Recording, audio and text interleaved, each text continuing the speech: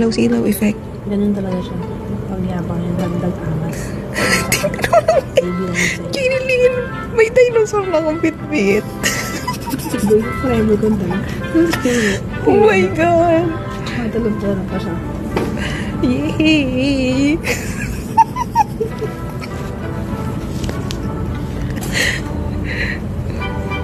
Gift. Manalo na kami yun. Ano mo pwede kong ibigay? Wala, hindi mo lang bigay, mayaman yan. No. Kung bibigay, tapos ang seeds ng mga cactus lang meron. Hindi, paano itong dinosaur? Punta ka sa garden. Punta ka sa garden ko. Punta ka sa garden mo. Ay, max na pala. Kaya nga eh. Itago mo lang siya, ganyan. Pwede lang itago. Yan, wala Dapat, na. ano, Wala na. No more. dapat siya ang na-expose dito. Yung Punta ka sa dinosaur. seeds. Punta ka sa seeds. Pwede. Ito.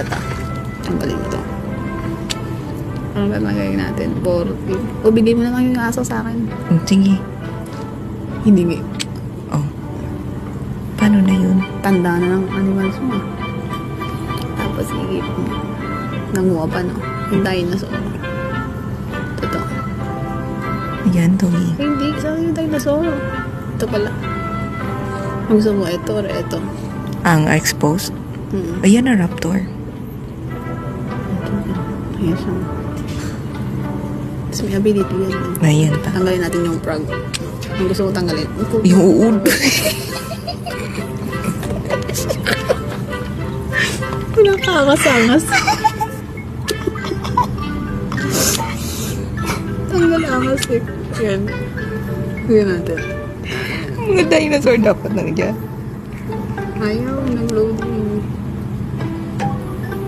Oh, Pag nag-appear yun, anong ibig sabihin? yan. Yay! Hindi mo sa akin yung frog ko. Pagkaano ko. Nasaan ka na? Kasi yung aso dito, ganito din